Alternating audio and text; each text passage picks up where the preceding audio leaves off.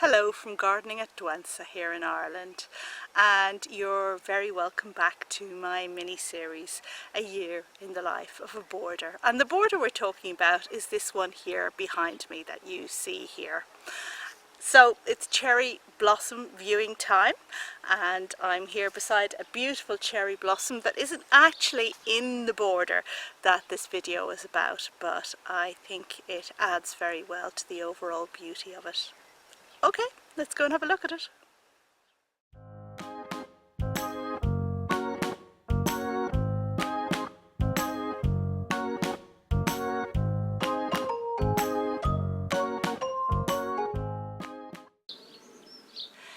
You're very welcome to this April edition of Year in the Life of my green border, and I'm so excited to show you around the border today because it is looking so well.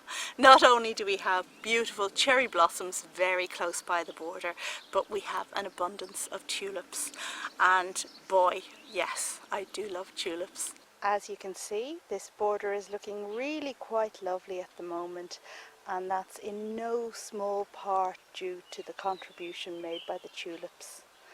And of course we're just going to swing around here to show you the cherry blossom tree. As we can see, the height of the plants in the border has really increased by leaps and bounds, and we have some things looking really tall, like those lilies there at the back, and the Melanoselinum that's just gently fluttering in the breeze here. But everything else as well is just standing up to be counted. This cluster of plants is looking really super at the moment, with the dark-leafed Ligularia in the front right, contrasting beautifully with the variegated daylily or Hemerocallis over on the left. And I just love that combination of dark and bright together. I think it does really well. Just behind them we have aconite, which will flower blue before very long, and a large leafed salvia, which is just behind that, and that will also flower blue in its own good time. Among the things to do at the moment is to just keep an eye out for plants picking on other plants, and we can see here that the salvia at the back has very large leaves and they're kind of shading out the aconite at the front. Now this is an indication that sooner or later I'm going to have to move or divide one or the other, but for the time being I can just manage it by carefully removing the odd leaf to make sure that the aconite doesn't get too much in shade, and that would of course inhibit its growth. And plants of course have no problem giving up a leaf or two. The lilies are looking tall and proud at the back of the border now, but I do have to be on the lookout because my garden suffers from lily beetle, and these need to be collected and disposed of. So once a day I take a tour of the garden with a bowl of water with a little bit of washing up liquid in it, and when I find lily beetles on the lilies I pop them into the bowl, and that's the end of them. It's a tedious job, but it has to be done. This Euphorbia is really looking great at the moment, and I do love those orange flowers. Orange flowers, red stems, and a green leaf with a pink stripe down the middle. Really, what's not to love? And I'll tell you what's not to love, it's a bit of a thug. So it's one I have no qualms about pulling out of the border when it runs in the wrong direction. Not one to put in a border where you've got very delicate things, but it does well here. And taking a view now across the grass in the foreground is of course a wonderful tactile thing that blows and flutters in the breeze, although we don't seem to have much of a breeze here today. And the tulips again just singing out in the border and proving that it really is worth always to plant lots and lots of tulips. We have two types of tulip here, the yellowy orange one. The larger one is the one that was planted by Alberto when he was here 2.5 years ago. It's one with no ID.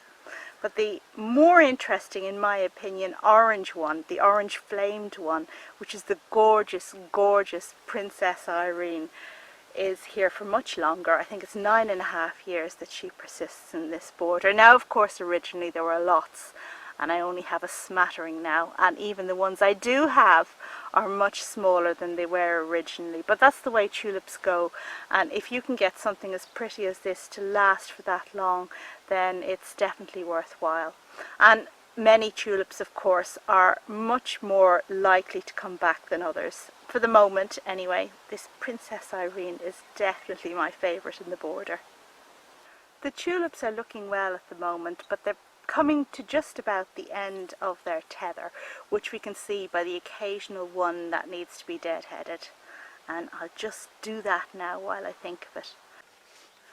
But what happened to those variegated tulips you saw in the last video, in the March episode of A Year in the Life of the Border? And I'm just going to show you how they ended up. Bear with me. And this is what happened to my virus tulips. I eventually bit the bullet and dug them up and brought them into the house. It has some fine striped foliage that in itself is quite a thing of beauty. But I was scared that this virus would travel into the other tulips in the border and also into the lilies, because lilies are also susceptible to tulip virus. As you can see, the flowers themselves don't have the virus visible in them. And a job I absolutely hate but normally do in the garden is to edge the grass with my trusty half moon edger, and I thought I'd get away with not doing it this year because, you know, lockdown and nobody coming to see the garden. But then I got a call from an Irish television programme called Nationwide, and they're going to come and film the garden, so it looks like I have to edge again this year. So as you can see, the edges of any border get a bit scruffy as the season progresses, and you know, you can mow, but there's only so much you can do, and I like to get nice crisp edges if anybody's coming to visit. Here we go. Now this border is in a kind of curvy, it has a kind of curvy edge, so it's kind of done by eye. We don't need any straight lines here, so I don't need to use pegs and string. I just have to keep my head about me and make sure that it's going to look okay at the end.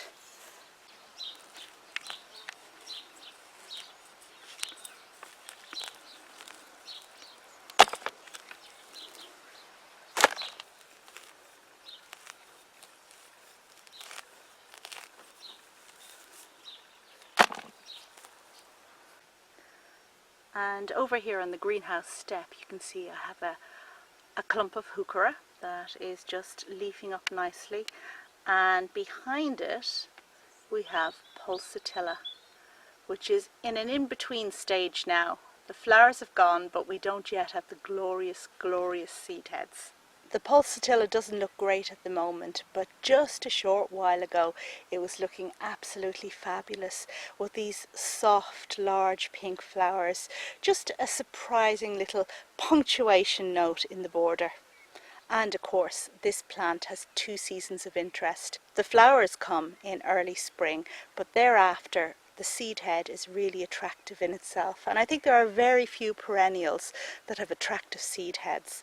It's mostly a clematis thing, but Pulsatilla, it's definitely worth growing just for that. And just below the spent Pulsatilla we have some exciting new buds. The tiny little blue bulb that we saw everywhere in this border just last month are all gone now. That is their leaves just there. And of course, with all bulbs we must be very careful not to cut back the leaves. The plant needs to gain enough energy from the sun to feed the bulb so that we'll have flowers again next year. And of course there are volunteers in this border. This borage stems from a time when the border was given over to annuals, and I planted a variegated borage. However, this one seems to have well and truly reverted. I love how the Melanoselinum is looking now. Its new leaves begin to get this kind of reddish tinge. It really is very attractive. And if you want to know more about this particular plant, then check out the mini series I did, my month of perennials, and I did a particular video about Melanoselinum decipiens, which is this gorgeous Madeiran giant parsley, or I can't exactly remember what the common name is, but it is a gorgeous thing to have in your garden.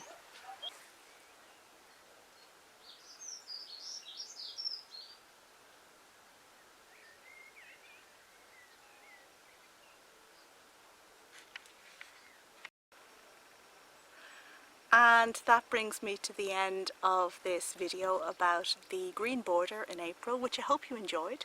And if there's a particular plant that you found that you will now be tempted to try, then I did my job well in introducing you to it. Thank you, as always, very much for watching, and I think I just better get on with some things now. I have a lot of gardening to do and a lot of tidying up. Okay, that's all for now, and see you on the next video. Bye!